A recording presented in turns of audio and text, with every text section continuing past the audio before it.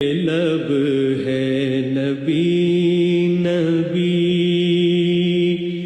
میرا دل مقام حبیب ہے۔ اعوذ باللہ من الشیطان الرجیم، بسم اللہ الرحمن الرحیم۔ خواتین و حضرات، السلام علیکم ورحمۃ اللہ وبرکاتہ و مغفرتہ۔ پروگرام احکام شریعت اور فرض علوم سے متعلقہ مسائل اور ان کی تفصیل کے ساتھ آپ کی خدمت میں حاضر ہیں۔ آپ کو بتایا تھا کہ ویسے تو ہمارا یہ پروگرام فقہ حنفی سے متعلقہ احکام شرعیہ عملیہ کے بارے میں ہے، لیکن چونکہ فرض علوم عقائد بما دلائل سیکھنے پر بھی مشتمل ہیں کہ یہ فرض ہے ہم پر کہ ہم عقیدوں کو اچھی طریقے سے سیکھیں، سمجھیں، ان کا صحیح انٹروڈکشن ہمارے ذہن میں ہو اور ہم دوسروں کے سامنے ان کا صحیح تعارف کروانے میں کامیاب بھی ہوتے ہوں۔ پھر صرف یہ نہیں کہ اپنے پاس سے کوئی عقیدہ بنا لیا جائے، بلکہ باقاعدہ عقیدے کی کوئی نہ کوئی دلیل ہمارے پاس ہونی چاہیے۔ تو جو کچھ پیچھے ہم نے خلاصہ بیان کیا وہ یہی ہے کہ جب انسان کوئی ایسا پختہ اعتقاد اختیار کر لیتا ہے، ایسی پختہ سوچ اس کی بن جاتی ہے جس کا تعلق دین سے ہو، اور دین کے سلسلے میں وہ اتنی اہم ہو کہ اگر وہ اعتقاد رکھا جائے تو اسلام میں داخل ہو جائیں، وہ اعتقاد صحیح نہ ہو یا نہ رکھا جائے تو انسان اسلام سے باہر ہو جائے، تو اسے عقیدہ اسلام، اور اگر جمع بنائیں تو عقائد اسلام سے تعبیر کیا جاتا ہے۔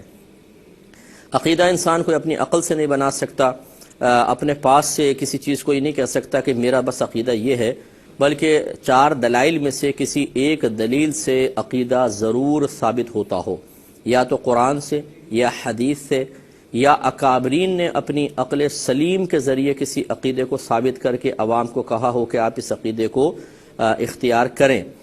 اور یہ خصوصاً اللہ تبارک و تعالیٰ کی ذات اور صفات سے متعلقہ عقائد میں ہوتا ہے کہ قرآن اور حدیث اللہ تعالیٰ کی ذات اور صفات کی تفصیل کے بارے میں بالکل خاموش ہے، کیونکہ صحابہ کرام علیہم رضوان اس جستجو میں نہیں گئے تھے، اور نہ نبی کریم صلی اللہ علیہ وسلم نے یہ تفصیل بیان فرمائی، نہ اس کی کوئی اس زمانے میں ضرورت تھی۔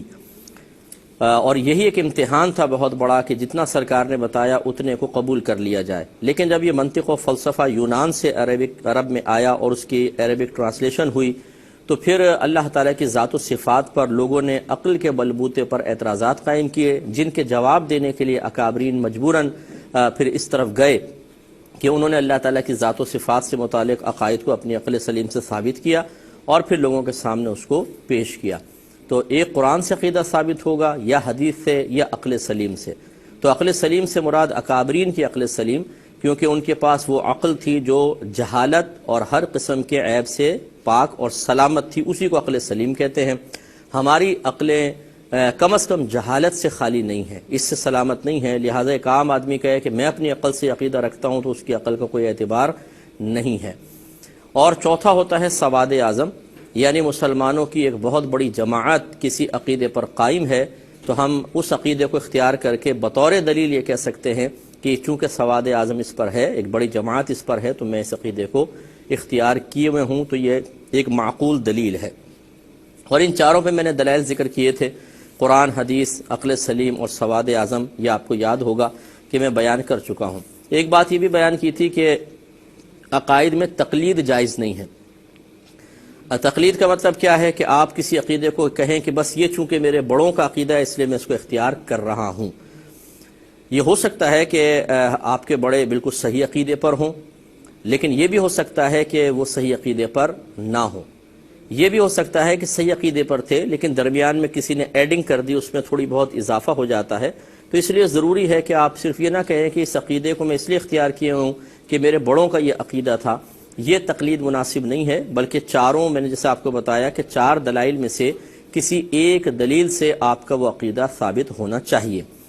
یہاں پر دو میں نے باتیں عرض کی تھیں، ایک یہ کہ اگر بالفرض کسی نے کوئی عقیدہ اختیار کیا ہوا ہے، دلیل اس کے پاس نہیں اور عقیدہ صحیح ہے، تو کیا وہ آخرت میں قابل گرفت ہوگا یا نہیں ہوگا؟ تو دیکھیں، چونکہ عقیدہ درست ہے تو انشاءاللہ نجات پائے گا، لیکن جو اسے علم سیکھنے کا مکلف بنایا گیا تھا اس میں چونکہ وہ کوتاہی کا مرتکب ہوا، لہٰذا قابل گرفت بھی ہوگا۔ دوسری بات یہ تھی کہ اگر کسی عالم دین کے پاس جا کے انسان معلوم کر لے کہ جی یہ عقیدہ درست ہے یا نہیں ہے، تو کیا یہ کافی ہے؟ اگر وہ کہیں کہ ہاں بالکل درست ہے تو کیا ان کی کہی ہوئی بات کافی ہے؟ تو اگر وہ واقعی بہت ہی مستند عالم دین ہیں، اچھے بڑے مفتی صاحب ہیں اور صحیح العقیدہ ہیں، تو بس ٹھیک ہے، پھر آپ ان کا یہ کہا ہوا قول قبول کر سکتے ہیں۔ لیکن اس کے باوجود میں آپ سے گزارش میں نے کی تھی کہ ضروری ہے کہ ہم ہر عقیدے کو، ہر جو نظریہ ہمارے گھر میں ہیں، جو معمولات ہمارے گھروں میں رائج ہیں، ان کے بارے میں قرآن، حدیث اور بزرگان دین سے دلائل طلب کریں، ان کو اچھی طریقے سے دیکھیں۔ کیونکہ اگر آپ نے کسی عالم دین سے پوچھ بھی لیا اور اس نے کہا یہ عقیدہ صحیح ہے، تو آپ کی نسلیں ہو سکتا ہے کہ آپ کی اس بات کو قبول نہ کریں، اور ان کو کوئی شخص اگر بالفرض کسی نے کوئی ایسی دلیل دے دی کہ جو دلیل آپ کے پاس اس کی جانب مخالف آپ کے پاس نہیں ہے اور وہ غلط عقیدے پہ دلیل دے رہا ہے، تو آپ کا فقط یہ کہنا کہ جی میں نے عالم دین سے پوچھ لیا تھا تو اس لیے میں نے عقیدہ اختیار کیا، اور بچوں تم بھی عقیدہ اختیار کر لو، تو ہو سکتا ہے کہ اولاد آپ کا کہنا نہ مانے اور وہ کہیں کہ قرآن و حدیث سے جب ثابت ہوگا تب ہم مانیں گے۔ اس لیے ضروری ہے کہ ماں باپ کو چاہیے کہ وہ عقیدوں کو اچھی طریقے سے دلائل سے خود سیکھیں اور اپنے اولاد کو سکھائیں۔ ایک مختصر سا بریک لیں گے، ہمیں یقین ہے آپ ہمارے ساتھ ہی رہیں گے۔ میرے ورد لب ہے نبی نبی، میرا دل لب ہے نبی نبی، میرا دل مقام حبیب ہے۔ بسم اللہ الرحمن الرحیم۔ پہلے کالر منتظر ہیں، کال لیتے ہیں، پھر انشاءاللہ مسائل کی طرف آئیں گے۔ السلام علیکم۔ السلام علیکم۔ وعلیکم السلام مفتی صاحب۔ جی حضرت۔ جی سر، میرے 3 سوال ہیں آپ سے۔ فرمائیے۔ پہلا سوال سر میرا یہ کہ کیا کسی غلام یا ملازم کی غیبت کرنا بھی گناہ ہے، اور اگر اس کو پتہ چل جائے تو اس سے معافی مانگنا واجب ہے؟ ٹھیک ہے۔ دوسرا سوال سر میرا یہ کہ اگر ہم غسل کر رہے ہیں اور وہ پانی بہتا ہوا نہیں ہے لیکن بالٹی یا ڈبے میں ہے، تو کیا وہ بالٹی سے وہ ڈبہ بھگو کر پانی سے غسل کیا جا سکتا ہے؟ دوبارہ بولیں، سمجھ میں نہیں آیا کیا کہہ رہے ہیں آپ۔ اگر بہتا ہوا پانی سے ہم غسل نہیں کر رہے، وہ بالٹی میں پانی ہے اور ہم بالٹی سے غسل کر رہے ہیں، تو کیا اس سے غسل ہو جاتا ہے؟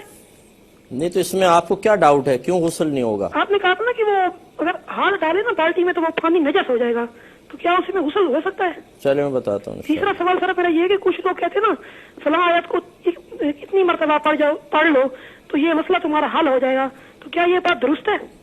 اور بڑی مہربانی۔ میں انشاءاللہ عرض کرتا ہوں۔ تو آپ کی خدمت میں عرض کر رہے تھے کہ عقیدے میں تقلید جائز نہیں ہے، آپ کو اپنا عقیدہ خود سیکھنا چاہیے۔ ہمارے ہاں یہ بہت بڑی مصیبت ہے کہ ہم عقیدوں کو سیکھنے کی طرف نہیں آتے ہیں، خصوصاً میں عقائد اسلام کی بات کر رہا ہوں، اور ہماری کمزوری علم کا عالم یہ ہے کہ اگر کوئی ہم سے اسلام کے بارے میں پوچھ لے کہ جی اسلام کیا ہے، تو ہمارا مسلمان سوچ میں پڑ جائے گا کہ میں اسلام کا تعارف کیسے پیش کروں۔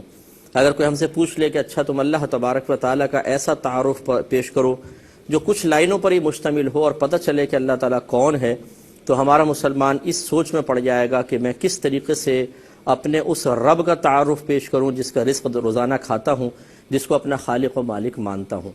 پھر اگر ہم کریں گے بھی تو اپنی سوچ کے دائرے خوب گھما کر پھر جو ہمارے ذہن میں آئے گا اس طریقے سے اللہ تبارک و تعالیٰ کا تعارف کرائیں گے، جو یقیناً بغیر علم کے جب کروایا جائے گا تو ناقص تعارف ہی ہوگا۔ اس لیے بہت ہی افسوس کی بات ہے کہ ہمارے مسلمان بھائی بہن اپنے عقیدے صحیح طریقے سے نہیں جانتے ہیں۔ اسی لیے میں گزارش میں نے پچھلے پروگرامز میں کی ہے کہ آپ ایک قلم لیں، ایک ڈائری لیں، جو آپ کا عقیدہ ہے، چاہے وہ آپ کسی مخصوص مکتب فکر سے تعلق رکھتے ہیں، اس سے متعلق عقائد ہیں آپ کے، یا عقائد اسلام، جو کچھ آپ کے ذہن میں ہے وہ آپ لکھیں۔ پہلے عقیدہ لکھیں، پھر جو آپ کے ذہن میں دلیل موجود ہے وہ لکھیں کہ میرے پاس اس کی یہ دلیل ہے۔ یوں نہیں کرنا ہے آپ نے کہ عقیدہ ذہن میں آیا لیکن دلیل تو کوئی ہے نہیں تو کتاب کھول کر لکھ ڈالی، یہ نہیں، بلکہ عقیدے کی دلیل آپ کے ذہن میں ہونی چاہیے، اور پھر اس کو عقیدے کو بمع دلیل بیان کرنے کا ملکہ بھی حاصل کریں تاکہ آپ دوسروں کو سکھا سکیں، اپنی اولاد کو سکھا سکیں، نپت الفاظ میں اپنے دوست احباب اور دیگر رشتہ داروں کے عقائد کی اصلاح کر سکیں۔ تو کاش ہم اس طرف آ جائیں تو بہت ہی بہتری کی امید ہے۔ یہ بھی آپ کو بتایا تھا کہ غلط عقیدے کے حامل شخص کو بد مذہب کہتے ہیں، اور نبی کریم صلی اللہ علیہ وسلم نے غیبی خبر دیتے ہوئے اپنی امت کے 2 گمراہ فرقوں کے بارے میں ارشاد فرمایا تھا کہ ارشاد فرمایا یعنی میری امت میں دو ایسے گروہ ہیں جن کا اسلام میں کوئی حصہ نہیں، ایک مرجئہ اور دوسرا قدریہ۔ یہ دو فرقے تھے۔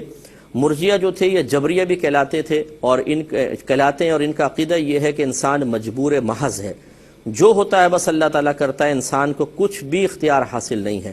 معاذ اللہ ثم معاذ اللہ، گویا کہ اگر انسان چوری کرتا ہے تو حقیقتاً اس نے چوری کی نہیں ہے، بلکہ اللہ تبارک و تعالیٰ نے اس سے کروائی ہے۔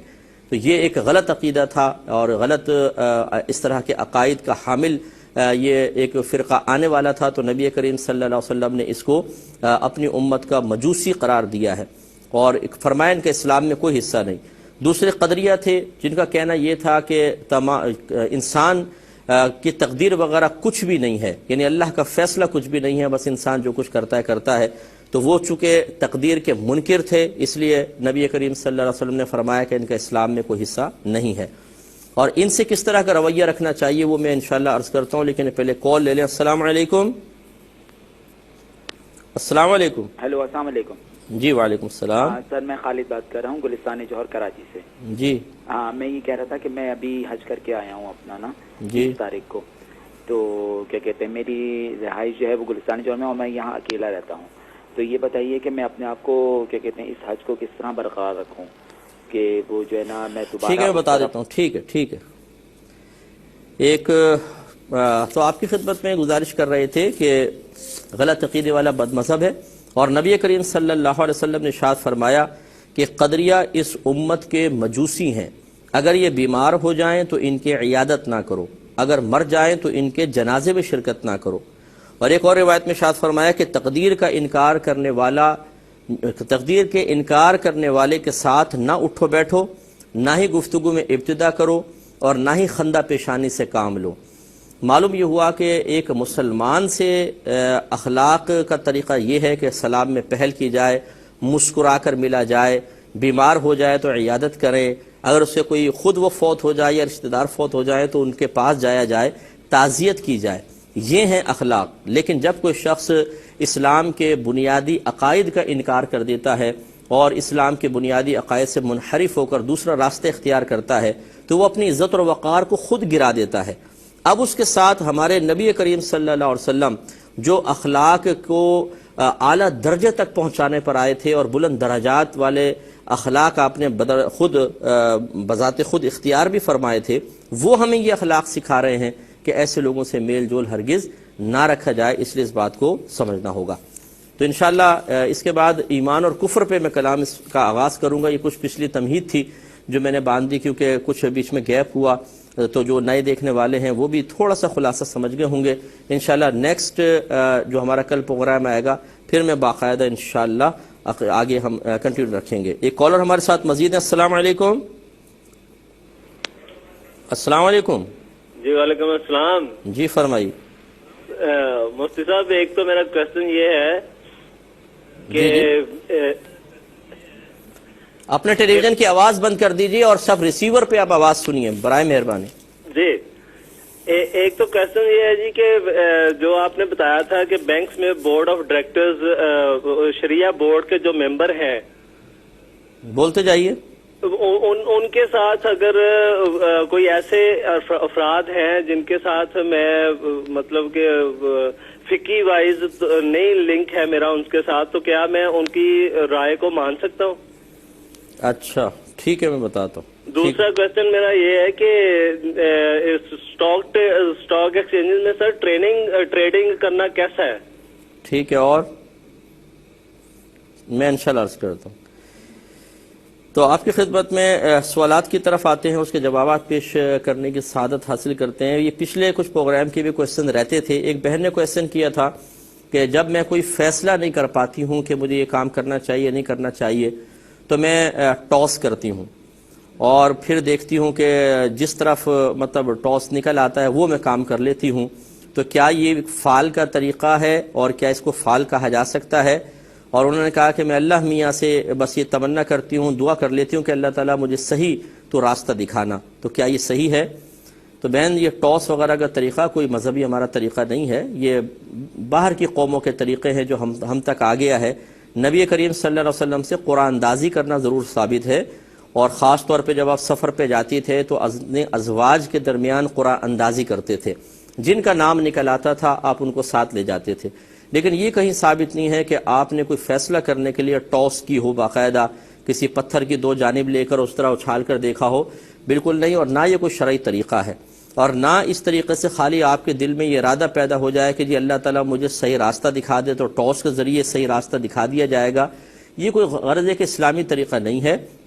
آپ کوشش کریں کہ اللہ تبارک و تعالیٰ پہ کامل توکل و بھروسہ کریں، یا پھر استخارہ کریں کہ رات میں عشاء کی نماز کے بعد 2 رکعت نوافل پڑھیں نماز استخارہ کی نیت سے، اور اس کے بعد اللہ کی بارگاہ میں دعا کریں کہ اللہ تعالیٰ میں یہ 2 میرے پاس سامنے معاملات ہیں، ان میں سے جو میرے حق میں بہتر ہے اس کے بارے میں مجھے خواب میں اشارہ فرما دے. پھر آپ کو کوئی اشارہ مل جائے تو وہ الگ بات ہے، لیکن یہ طریقہ کار آپ اختیار نہ کریں، نہ اس کو شرعاً فعال وغیرہ کہا جائے گا. اور یہ کہتی ہیں انہوں نے ایک لفظ استعمال کیا کہ اللہ میاں کا کہا تھا، تو یہ ہمارے ہاں دیکھیں شرعی لحاظ سے اللہ کے ساتھ لفظ میاں کا استعمال مناسب نہیں ہے، کیونکہ لفظ میاں 3 معانی میں استعمال ہوتا ہے.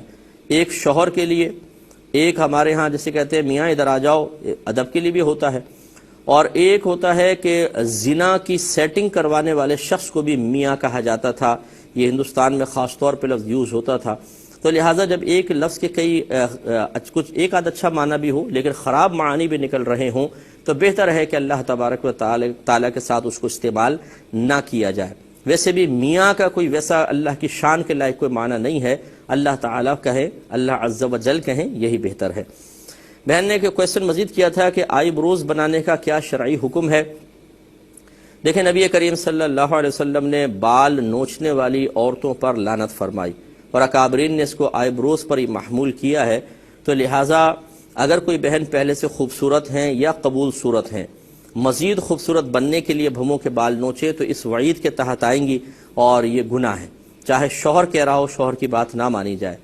اور اگر چہرہ بدنمائی کی طرف مائل ہو رہا ہے، جسے بھویں گھنی ہیں، بہت گہری ہیں، اور اس سے بچیاں جو کنواری بچیاں ان کے رشتوں پہ فرق پڑتا ہے، یا شوہر کی بے رغبتی کا سبب بن رہی ہوں، تو صرف تھوڑا سا اس کو خوش نمائی کی طرف مائل کرنے کے لیے کہ نیت ہو اب بدنمائی سے بچنا، نہ کہ خوبصورت بننا، تو اس کی گنجائش نکل سکتی ہے. ایک بھائی نے کویسچن کیا تھا اگر کوئی شخص اپاہج ہو، مثال کے طور پر اس کے ہاتھ پاؤں کام نہیں کرتے، کوئی وضو کروانے والا بھی نہیں ہے، تو وہ وضو کیسے کرے گا.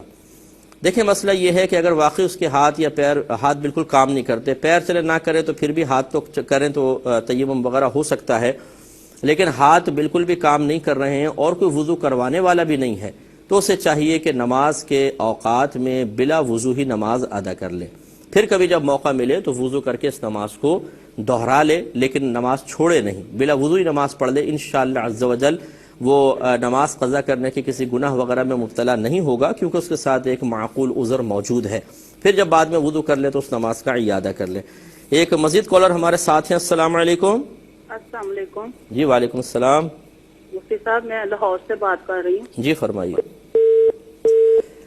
لائن ڈراپ ہو گئی ہے. یہ بہن نے پوچھا تھا ایک کویسچن کہ اگر کسی کی نماز میں غلطی ہو جائے، کوئی واجب ترک ہو جائے اور وہ آخر میں سجدہ سہو کر لے، تو کیا اس نماز کا ثواب بالکل ویسا ملے گا جیسے اس نماز کا کہ جو بالکل پرفیکٹ ادا کی جاتی ہے، کامل ثواب ملے گا یا نہیں؟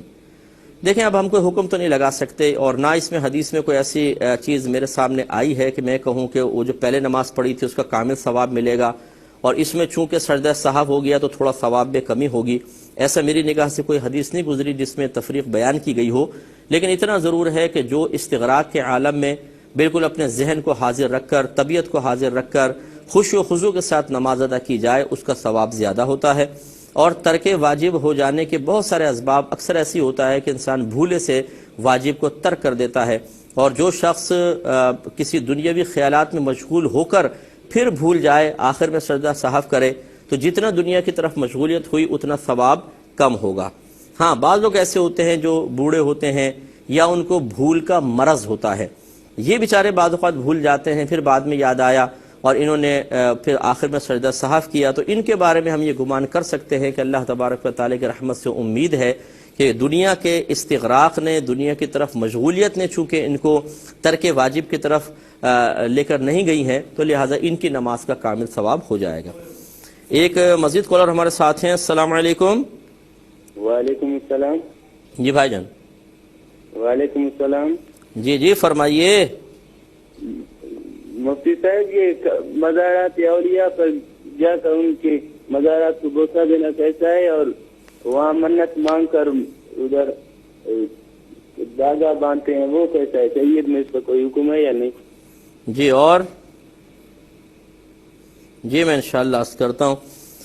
ایک یہ تھا کہ اگر کوئی نماز پڑھ رہا ہے اور نماز میں خروج ہوا ہو جاتا ہے تو کیا اس سے کچھ فرق پڑتا ہے؟ تو لازم سی بات ہے فرق پڑے گا، کیونکہ جب ہوا خارج ہوتی ہے تو وضو ٹوٹ جاتا ہے. جب وضو ٹوٹے گا تو نماز بھی ٹوٹ جائے گی، لہٰذا دوبارہ وضو کر کے دوبارہ نماز پڑھنی ہوگی. یہ آج کے اب کویسچن ہیں، لیکن ایک دو آفر کویسچن کیے گئے تھے، پہلے وہ لے لیتے ہیں. یہ کہتے ہیں کہ کوئی حج کرنے گیا ہوگا، اس نے کعبۃ اللہ کے پاس کچھ سیلفیز اپنی لے کر وہ فیس بک وغیرہ پہ ڈالی، تو کسی نے اس پر یوں کمنٹس لکھے ہیں کہ یہ شخص اسٹوپڈ ہے، ناؤن سینس ہے، کہ مطلب ایسی حرکتیں یہ کعبۃ اللہ کے پاس کر رہا ہے. تو اس شخص کا اس کو اسٹوپڈ یا ناؤن سینس کہنا کیسا ہے، اور اس شخص کا کعبۃ اللہ کے پاس سیلفی بنانا کیسا ہے، اس کی کیا شرعی حیثیت ہے؟ دیکھیں مسئلہ یہ ہے کہ کسی بھی چیز کو ناجائز، حرام یا غلط کہنا صرف آپ کی میری عقل یا عقلی فیصلے پر موقوف نہیں ہے. ہمارے پاس کوئی نہ کوئی دلیل ہونی چاہیے، قرآن سے، حدیث سے، اجماع سے یا قیاس سے، کہ یہ اس طرح کا فعل حرام یا ناجائز ہے. پھر ہم اس شخص کے بارے میں کچھ کمنٹس پاس کر سکتے ہیں یا اس کے فعل کو ناجائز یا حرام کہہ سکتے ہیں. چنانچہ جس بھائی نے اسٹوپڈ یا نانسنس کہا ہے، انہیں چاہیے کہ پہلے وہ قرآن یا حدیث سے اس پر ایک دلیل پیش کر دیں کہ کعبۃ اللہ کے پاس یادگار کے طور پر بھی باادب رہتے ہوئے سیلفی بنانا شرعاً ناجائز اور حرام ہے. تو پھر تو ان کو برا بھلا کہنا بالکل صحیح ہے. اور اگر وہ ایسی دلیل پیش نہ کر سکیں تو شاید سیلفی بنانے والا اتنا گناہ گار نہیں ہوگا جتنا ایک مسلمان بھائی کی شان میں اس طرح کے نازیبہ کلمات کہہ کر یہ شخص گناہ گار ہوگا اور آخرت میں جواب دہ ہے. کیونکہ یہ کمنٹس پھر ایک آدمی تو پڑھتا نہیں ہے، جتنے لوگ اس کا وزٹ کرتے ہیں وہ سب کے سب پڑھ رہے ہیں. تو گویا کہ اس نے ان تمام لوگوں کے سامنے اس کو نانسنس اسٹوپڈ کہا ہے اور دل آزاری کا مرتکب ہوا ہے، لہٰذا قابل گرفت یہ شخص بہت زیادہ ہے، ورنہ دلیل پیش کرے. دوسری بات یہ کہ اب فی نفسی کیا سیلفی بنانا وہاں صحیح ہے کہ نہیں ہے؟ دیکھیں مسئلہ یہ ہے کہ استغراق کا عالم ہونا چاہیے، اللہ تعالیٰ کی طرف انسان متوجہ ہو، حتی الامکان کوشش کرے کہ کسی بھی فضول کام میں مبتلا نہ ہو، کیونکہ زندگی کے لمحے جو اللہ نے عطا فرمائے، کعبۃ اللہ کا اتنا قرب ہے، انسان کو چاہیے کہ زیادہ سے زیادہ نیک عمل کرے اور اپنی توجہ مکمل طور پہ اللہ کی طرف رکھے. لیکن یہ بھی ایک حقیقت ہے کہ یہ خواص کا ہی مقام و مرتبہ ہو سکتا ہے کہ ان کی 100% توجہ ہمہ وقت اللہ تعالیٰ کی طرف ہو، یا وہ اپنے آپ کو ہر قسم کے خیالات سے روک سکیں. عوام الناس کو اس بات کا مکلف بنانا کہ تمہارے ذہن میں دنیا کا خیال بھی نہیں آنا چاہیے، آپ ہلے بھی نہیں، کوئی حرکت بھی نہ کریں، مکمل طور پہ اللہ تعالیٰ کی طرف متوجہ رہیں، یہ میرے خیال میں بہت مشکل ہے. اور نانسنس یا اسٹوپڈ کہنے والا خود جب کعبۃ اللہ کی طرف پاس جائے گا اور حج کرنے جائے گا تو وہ بھی کچھ نہ کچھ ایسی حرکات ضرور کرے گا کہ جن کو دیکھ کر شاید کوئی ان کو نانسنس یا اسٹوپڈ کہے. مثال کے طور پہ آپ ہوٹل میں سو رہے ہیں، کوئی کہے بڑا اسٹوپڈ آدمی ہے، اس کو چاہیے تھا کہ کعبۃ اللہ کے پاس ہوتا، بھی ہوٹل میں سو رہا ہے. اب اس کو کیا پتا کہ آپ کتنی تھکن کے ساتھ سو رہے ہیں. تو کوئی بھی کسی بھی قسم کے کمنٹس پاس کر سکتا ہے. لہٰذا اب عوام الناس کو اس بات کا مکلف بنانا کہ وہاں پر کچھ بھی وہ نہ کریں، یہ بہت ہی مشکل ہے. اب اگر کوئی شخص بے ادبی کی نیت سے نہیں، انتہائی ادب احترام کے ساتھ کچھ اپنے لمحوں کو یادگار بنانے کے لیے اگر وہ سیلفی لے رہا ہے تو میرے خیال میں اس میں کوئی حرج نہیں ہے.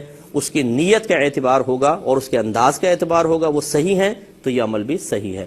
ایک مختصر سا بریک لیں گے، ہمیں یقین ہے آپ ہمارے ساتھ ہی رہیں گے.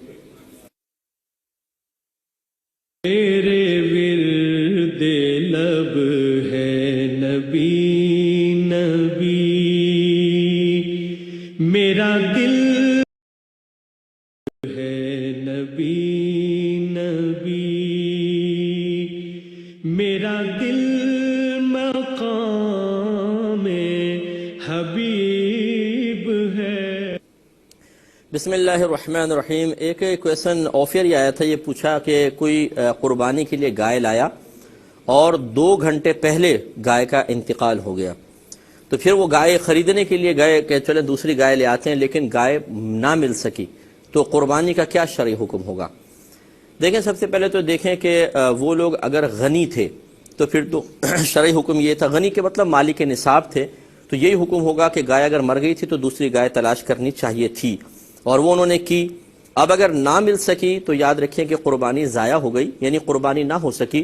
اب ایام قربانی کے بعد انہیں ایک قربانی کے برابر پیسہ صدقہ کرنا واجب ہے، تو وہ صدقہ کر دے تو انشاءاللہ اللہ تبارک و تعالیٰ، کیونکہ ان کا عذر تھا کہ گائے مل نہ سکی، تو امید ہے کہ وہ گناہ گار نہیں ہوں گے، اور یہ بس صدقہ کرنا ہوگا۔ اور اگر بالفرض وہ غنی نہیں تھے بلکہ شرعی فقیر تھے، لیکن تھوڑا بہت پیسہ تھا تو سوچا چلو نفلی قربانی ہی کر لیں گے، ایسی صورت میں اگر گائے مر جائے تو شرعی فقیر پر دوسرا جانور لانا واجب نہیں ہوتا۔ اس صورت میں اگر گائے مل جاتی ٹھیک، نہیں بھی ملی تو اب ان کو کوئی کسی چیز کی حاجت یا ضرورت نہیں ہے، کوئی پیسہ وغیرہ صدقہ نہیں کرنا ہوگا، تو اپنی مالی حیثیت دیکھ لیں، اس کے اعتبار سے پھر حکم ہوگا۔ ایک مزید کالر ہمارے ساتھ ہیں۔ السلام علیکم۔ السلام علیکم جی بہن۔ انکل جی میرا ایک مسئلہ ہے۔ جی بولیں۔ تو انکل جی میری آپی کی شادی جدھر کی تھی نا، وہ اسلام سے خارج ہو گیا تھا۔ کیسے؟ انکل جی انہوں نے کوئی الفاظ ایسے کچھ کہہ دیے تھے، مثلا انکل جی انہوں نے کہا تھا کہ میں جس نے شریعت لکھی ہے میں اس کو بھی نہیں مانتا، اور میں کسی کو مطلب جنہوں نے شریعت لکھی ہے میں ان کو مانتا ہی نہیں، اللہ اور اس کے رسول کو نہیں مانتا، ماں باپ کے آگے میرے لیے کچھ بھی نہیں ہے۔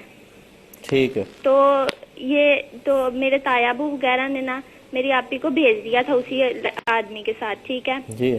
تو اب جب میرے ابو اتنے بیمار، اس مسئلے کے بعد بہت زیادہ بیمار ہو گئے تھے کہ وہ ہاسپٹل تھے، وہ کوئی فیصلہ نہیں کر سکے۔ مختصر بولے، مختصر بیٹا مختصر بولیے بس۔ ٹھیک ہے، پھر کیا ہوا؟ آپ کیا پوچھنا کیا چاہ رہی ہیں آپ؟ تو انکل جی سب نے ہمارے سارے تایا ابو اس وجہ سے ناراض ہو گئے ہوئے ہیں، وہ ہم سے بات نہیں کرتے کہ آپ نے اس کو واپس کیوں بلا لیا ہے۔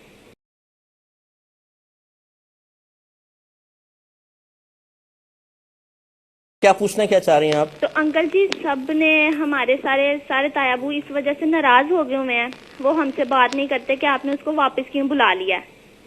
تو آپ نے واپس بلا لیا بہن کو؟ جی، کیونکہ انکل جی اب ہمیں بتا بس ٹھیک ہے میں بتاتا ہوں، میں سمجھ گیا۔ ایک انہوں نے پوچھا تھا کہ اگر کوئی اپنے نوکر کو، ملازم کو کی غیبت کرے مثال کے طور پر، اور پھر اس ملازم کو پتہ چل جائے کہ میری غیبت کی گئی تھی، تو کیا ملازم کی غیبت کرنا گناہ ہوتا ہے، اور کیا بعد میں اس سے پھر معافی بھی طلب کرنی ہوگی؟ دیکھیں، اگر وہ ملازم مسلمان ہے اور غیبت بغیر کسی وجہ کی گئی ہے، یعنی برائی کی ہی بس نیت سے کہی گئی اور کوئی شرعی طور پہ وہاں پر غیبت کرنے کی اجازت نہ تھی، تو پھر تو ملازم کی بھی غیبت کرنا گناہ ہے اور حرام ہے، کیونکہ بہرحال وہ مسلمان ہے، اور اگر اس کو پتہ چلا ہے تو اس سے معافی مانگنا فرض ہوگا، نہیں مانگیں گے تو بروز قیامت گرفت ہوگی۔ اور اگر ملازم کی کیا، عام آدمی کی غیبت کی، لیکن وہاں پر کی جہاں شریعت نے اجازت دی ہے، مثال کے طور پہ کسی کے برے فعل پر اظہار افسوس کرتے ہوئے اگر اس کا فعل ذکر کیا جائے تو یہ غیبت نہیں ہوتی۔ ایسی اگر کوئی مشورہ طلب کرے، جیسے ملازم کے بارے میں کہ یار میں اس ملازم کو میں رکھنا چاہتا ہوں، کیسا ہے، رکھ لوں؟ آپ نے کہا نانا رکھنا ہے، میں تو خود اس سے بہت پریشان ہوں، اس میں فلاں فلاں فلاں فلاں عیب ہیں، تو اگر مشورہ کوئی مانگے، اس کو مشورہ دیتے ہوئے کسی کی برائی بیان کی جائے، یہ بھی جائز ہوتی ہے۔ ایسی اگر وہ ملازم کوئی اعلانیہ طور پہ گناہ کرتا ہے تو نبی کریم صلی اللہ علیہ وسلم نے ارشاد فرمایا کہ جس نے شرم کا پردہ، حیا کا پردہ اپنے چہرے سے ہٹا دیا، اس کی غیبت نہیں۔ تو لہٰذا وہ عیب جو اس کا معروف ہے، جو وہ اعلانیہ طور پہ کرتا ہے، اس کو بیان کر دینا، اس میں بھی غیبت کا پہلو نہیں ہوتا۔ تو اس لیے پہلے یہ دیکھ لیں کہ غیبت کرنا جائز تھا یا نہیں تھا۔ اگر ناجائز تھا اور وہ ملازم مسلمان ہے تو غیبت کرنا گناہ اور توبہ کرنا واجب، اور اس سے معافی مانگنا بھی واجب ہے چونکہ اس کو معلوم ہو گیا۔ اور اگر وہ بالفرض غیر مسلم ہے بالفرض، اور یا پھر مسلمان ہی ہے لیکن غیبت کی وہاں پر اجازت تھی، تو پھر کسی چیز کی ضرورت نہیں ہے۔ یہ بھائی نے فرمایا کہ بالٹی سے غسل ہو جاتا ہے، کیونکہ ہم نے بتایا تھا کہ اگر بے دھلا ہاتھ بالٹی میں ڈال دیا جائے تو وہ پانی مستعمل ہو جاتا ہے، یعنی اس کو استعمال شدہ کہتے ہیں۔ اب اس سے نہ وضو ہو سکتا ہے نہ غسل ہو سکتا ہے۔ دیکھیں مسئلہ یہ ہے کہ یہ اسی صورت میں ہے کہ جب آپ بغیر دھلا ہاتھ بالٹی میں ڈائریکٹ ڈال دیں۔ اگر آپ بالٹی سے نہانا چاہتے ہیں تو آپ پہلے یوں کریں کہ نلکے سے اپنے دونوں ہاتھ دھو لیں کم از کم پہنچے تک، پھر آپ بالٹی کے اندر ہاتھ ڈال سکتے ہیں، اس سے کوئی فرق نہیں پڑتا۔ اور اگر ڈبہ بالفرض نیچے تک بیٹھا ہوا ہے تو پھر آپ اگر جنابت کا غسل کرنا ہے کونی تک ہاتھ دھو لیں اور پھر آپ آرام سے ڈبہ نکال لیجئے۔ ہاں اگر وہاں پر بالکل کوئی بھی اور چیز نہیں ہے، کوئی اور ڈبہ نہیں ہے، ایسے مقام پر آپ ہیں بالفرض اور پانی نہیں ہے، کچھ نہیں ہے، ڈبہ بالٹی کے اندر بیٹھا ہوا ہے، تو الٹے ہاتھ کی یہ چیز صرف انگلیاں، ہتھیلی نہ لگے، اس سے تھوڑا سا پانی اپنے سیدھے ہاتھ پہ گراتے جائیں، سیدھا ہاتھ دھو لیں اور پھر اس سے اپنا ڈبہ وہ نکال کر آپ غسل کر لیجئے تو غسل ہو جائے گا۔ یہ کہتے ہیں بعض اوقات لوگ کہتے ہیں یا کتابوں میں لکھا ہوتا ہے کہ فلاں آیت اتنی مرتبہ پڑھ لی جائے تو آپ کا مسئلہ حل ہو جائے گا، کیا یہ بات درست ہے؟ دیکھیں جو بھی ایسا لکھتا ہے وہ اس کے کہنے کا مطلب یہ نہیں ہے کہ ہم 100% شیورٹی کے ساتھ کہہ رہے ہیں کہ ایسا ضرور ہو جائے گا۔ یہ ہوتا یہ ہے کہ انسان کے تجربات میں کوئی چیز آتی ہے یا اکابرین کے تجربات میں آئی تھی، انہوں نے کوئی بات کتاب میں لکھ دی تو آگے اس کو نقل کر دیا جاتا ہے، اور گویا کہ یہاں پہ یوں کہنا چاہتے ہیں کہ یہ اگر آپ عمل اختیار کریں گے ہو سکتا ہے کہ اللہ تعالیٰ اس کی برکت سے آپ کے مسئلے کو حل کر دے، لیکن بعض اوقات الفاظ ایسے لکھے ہوتے ہیں کہ وہ لگتا ہے کہ 100% اس سے مسئلہ حل ہو جائے گا، لیکن ایسا نہیں ہوتا ہے۔ اللہ تبارک و تعالیٰ چاہے گا تو مسئلہ حل ہوگا، اللہ تعالیٰ نہ چاہے تو آپ کتنے ہی زیادہ ہزارہا وظائف پڑھ لیں آپ کا مسئلہ حل نہیں ہو سکتا۔ تو گویا کہ فاعل حقیقی اللہ تبارک و تعالیٰ ہے، وسیلہ اختیار کرنا، ذرائع اور اسباب اختیار کرنا یہ ہمارا کام ہے، تو لہٰذا کوئی اچھا سے کوئی وظیفہ آپ اختیار کرنا چاہیں اس میں کوئی حرج نہیں ہے، اور میں زیادہ بہتر یہ کہوں گا کہ قرآن سے بڑھ کر کون سا وظیفہ ہو سکتا ہے؟ قرآن سے بڑھ کر کوئی بابرکت کتاب ہے تو دکھائیے۔ اسی طرح جو وظائف میرے آقا صلی اللہ علیہ وسلم نے عطا فرمائے، بتائیے آپ سے بڑھ کر کوئی وظیفہ دے سکتا ہے؟ نہیں۔ لیکن میں نے اکثر عاملین کو بھی دیکھا ہے کہ وہ قرآن یا حدیث کے وظیفے نہیں دیں گے، وہ اپنے پاس سے بنا کر وظیفے دیں گے یا کتابیں تلاش کریں گے تاکہ نئے نئے اس میں سے وظائف نکالیں اور ان کی ایک انفرادی حیثیت قائم ہو جائے اور لوگ کہیں کہ یار یہ تو نئے نئے وظیفے دیتے ہیں جو پہلے آج تک سنے نہیں، اس کا مطلب ہے ان کے پاس اپنے خاندانی کچھ ہیں چیزیں۔ اس طریقے سے وہ اپنی انفرادیت کو قائم کرنے کی کوشش کرتے ہیں۔ یاد رکھیں کہ جو برکت قرآن و حدیث کی ہے وہ کسی بھی کلام میں نہیں ہو سکتی، لہٰذا آپ قرآن و حدیث کی چیزیں اختیار کریں، انشاءاللہ عز و جل برکت ہی برکت ہوگی۔ یہ بھائی نے فرمایا کہ میں حج کر کے آیا ہوں تو میں اپنے حج کو کیسے برقرار رکھوں؟ تو بھائی حج برقرار نہیں رکھا جاتا، مطلب یہ کہ حج برقرار رکھنے کا ذہن نہ بنائیں، بلکہ آپ اللہ تبارک و تعالیٰ کی اطاعت اور فرما برداری کا ذہن بنائیں کہ آپ ایک نیک اور مسلمان صحیح آدمی بنیں، اور اپنے حج کی مقبولیت کی علامات اپنی ذات کے اندر تلاش کریں۔ جس کا حج مقبول ہوتا ہے جب وہ واپس آتا ہے تو وہ گناہوں سے اپنے آپ کو مکمل بچتا پائے گا، عبادات پہ استقامت حاصل ہوگی، علم دین سیکھنے کا جذبہ پیدا ہوگا، نیک لوگوں کی صحبت میں رہے گا، بروں کی صحبت کو چھوڑ دے گا، خلوت کو پسند کرے گا، زیادہ لوگوں کے درمیان رہ کر جن کے ساتھ خاص طور پر کچھ گناہ ہو سکتے ہوں، ناجائز باتیں ہو سکتی ہوں، ان سے وہ کنارہ کشی اختیار کرے گا۔ اگر یہ علامات اپنی ذات میں آپ پائیں تو سمجھ لیجئے کہ حج آپ کا مقبول ہے، انشاءاللہ مقبول ہے۔ حسن ظنی قائم کر سکتے ہیں، 100% نہیں ہے، لیکن بہرحال علامات بزرگوں نے لکھی ہیں، تو پھر آپ مطمئن ہو کے زندگی گزاریں۔ اور اگر آپ یہ سمجھتے ہیں کہ وہاں سے واپس آتے ہی نفس نے شرارتیں شروع کر دی ہیں، آپ ٹی وی کھول کر بیٹھ گئے ہیں، فلمیں دیکھ رہے ہیں، ڈرامے دیکھ رہے ہیں، نازیبہ چیزیں دیکھ رہے ہیں، زبان پہ غیبتیں جاری ہیں، چغلیاں کر رہے ہیں، نمازوں کا کوئی ٹھکانہ نہیں ہے، پڑھ رہے ہیں نہیں پڑھ رہے ہیں، اور پھر آپ یہ چاہیں کہ میرا حج برقرار رہے اور میں حج کی برکات سے فیضیاب ہوں، تو یہ صحیح نہیں ہو سکتا ہے۔ اپنے عمل میں آپ کو تبدیلی لازم لانی ہی پڑے گی۔ یہ کہتے ہیں کہ کیا کوئی اگر میں اسلامک بینک سے کوئی پروڈکٹ لیتا ہوں تو ضروری ہے کہ ان کے شاید کہنے کا مطلب یہ تھا کہ وہ میرے ہم مسلک ہوں، یہ ضروری ہے یا فقہ ایک جیسا ہونا چاہیے؟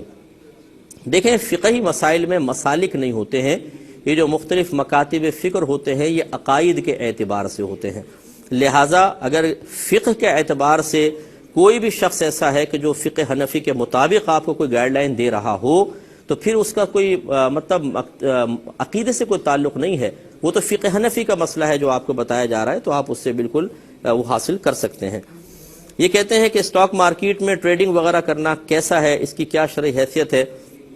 دیکھیں اس کی کچھ جوازی صورتیں ہو سکتی ہیں اور ہیں بھی، لیکن بہتر یہ ہے کہ میں ہمیشہ ہم تو یہ مشورہ دیتے ہیں اپنے اکابرین کے مشوروں کے مطابق کہ ان چیزوں کے اندر انوالومنٹ نہ کی جائے، کیونکہ اس میں کچھ ناجائز عنصر ہوتے ہیں، اس طریقے سے کہ مثال کے طور پہ اگر آپ کسی کمپنی کے شیئرز لیتے ہیں، اگر اس کمپنی کا جو مالی معاملات ہیں وہ سودی ہیں، اس نے بینک سے لون وغیرہ لیے ہوئے ہیں، سودی معاملات میں چل رہی ہے، تو اس میں یہ شخص بھی انوالو مانا جائے گا، اور بھی بہت سارے اس میں شرعی قباحت ہے کہ نہ شرکت کی رعایتیں جو اس کے مسائل اور اصول ہیں اس کی رعایت ہو سکتی ہے، نہ بیع یعنی خرید و فروخت کے جو اصول ہیں شرعی لحاظ سے ان کا انسان پاس لحاظ کر سکتا ہے، لہٰذا اجتناب میں ہی بہتری ہے۔ ایک بھائی نے فرمایا کہ کیا مزارات اولیاء پر جا کر بوسہ دینا یہ شرعاً جائز ہے یا نہیں؟ دیکھیں ہمارے اکابرین نے اس سے منع فرمایا ہے، کوئی برا نہ مانے، لیکن خود میں مثال دے دیتا ہوں کہ جن کو لوگ اس حوالے سے خاص طور پہ مانتے ہیں، اعلیٰ حضرت امام اہل سنت احمد رضا خان صاحب نے یہ واضح طور پہ فتاوی رضویہ میں لکھا ہے کہ صاحب قبر کی قبر کو چومنا بے ادبی ہے، اس لیے ہونا یہ چاہیے کہ آپ پیر کی طرف سے آئیں، سر کی طرف سے نہ آئیں، اور ان کے سینے کے سامنے اس طرح کھڑے ہوں کہ آپ کی پشت کعبۃ اللہ کی طرف ہو اور 4 قدم کے فاصلے پر کھڑے ہوں۔ آپ نے جو قرآن وغیرہ پڑھنا ہے پڑھیں، اس کے بعد اللہ تبارک و تعالیٰ کی بارگاہ میں دعا فرمائیں، ان بزرگ کو صالح ثواب کرنا چاہیں صالح ثواب کریں، اور اس کے بعد بس پھر آپ باہر نکل آئیں۔ یہ ہے باادب حاضری کا طریقہ۔ قبر کو چومنا اور اس پہ لوٹیاں لگانا یہ شرعاً ناجائز ہے، اس کو منع کیا ہمارے بزرگان دین نے، یہ میں ہی نہیں کہہ رہا ہوں بلکہ ہمارے اکابرین نے اس سے منع کیا ہے۔ ہم وہاں پر جا کر ایسی حرکات کرتے ہیں، عوام ہی کرتی ہے خیر، کہ ایسی حرکتیں کرتے ہیں کہ اس سے ہمارے بزرگان دین بھی بدنام ہوتے ہیں۔ بعض اوقات لوگ کہتے ہیں یہ صاحب مزار بھی ایسے ہی کرتے ہوں گے جیسے یہ لوگ کر رہے ہیں، تو ایسی حرکتیں وہاں پر نہیں کرنی چاہیے۔ ایک انہوں نے کہا کہ مزارات پر منت ماننا کہ میں چادر چڑھاؤں گا، کیا یہ صحیح ہے؟ اس کا جواب میں اگلے پروگرام میں انشاءاللہ دوں گا، کیونکہ تاکہ تھوڑا سا کل دے دوں گا انشاءاللہ تاکہ تفصیل کے ساتھ ہو جائے۔ اور 2 کویسچن ہماری ایک خالہ نے کیے تھے جن کی کال کٹ گئی تھی۔ ایک تو اس میں یہ تھا کہ بہنوئی نے دوسری شادی کر لی اور اس دوسری بیوی سے بچے بھی ہیں، پہلی جو بچی تھی اس کی اولاد نہیں ہو رہی تھی، اب شوہر کی دوسری شادی کرنے کی وجہ سے پھر بچے بھی ہو گئے، وہ ایسے احساس کمتری کا شکار ہوئی کہ وہ تقریباً نفسیاتی مریضہ بن گئی ہے، تو اس کا کیا شوہر پہ کوئی وبال ہوگا یا نہیں ہوگا؟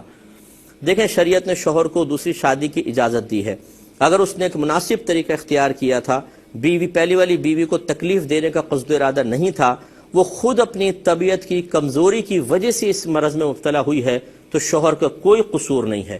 یہ عورتوں کو خود مطلب یہ کہ بہنوں کی تربیت ہونی چاہیے، اور خصوصاً والدین کو بچیوں کی تربیت کرنی چاہیے، صبر و تحمل، اللہ کی رضا پر راضی رہنا، اللہ کی تقسیم پر راضی رہنا، اگر اس کا ذہن شروع سے بنایا جائے تو کبھی بھی ایسی صورتحال نہیں ہو سکتی ہے۔ اصل میں جب اس قسم کا آدمی ڈپریشن کا شکار ہوتا ہے تو ذہن میں تعلیم شرع موجود نہیں ہوتی، گائیڈ لائن دے گا کون؟ تو نفس و شیطان پھر ان کو غلط راستے کی طرف لے جاتے ہیں اور انسان اس قسم کے امراض میں مبتلا ہو جاتا ہے۔ لہٰذا بہرحال اگر شوہر نے تکلیف دینے کے قصد و ارادے سے سب کچھ یہ نہیں کیا تھا، اس پہ بالکل کوئی وبال نہیں، اور اگر تنگ کرنا ہی مقصود تھا، تکلیف دینا مقصد تھا، تو پھر شوہر بھی قابل گرفت ہوگا۔ تو آخری کویسچن یہ رہ گیا ہے، یہ بھی میں انشاءاللہ جو بہنوئی نے جو غلط جملے نکال دیے تھے یہ انشاءاللہ میں نیکسٹ پروگرام میں کل یعنی ذکر کر دوں گا۔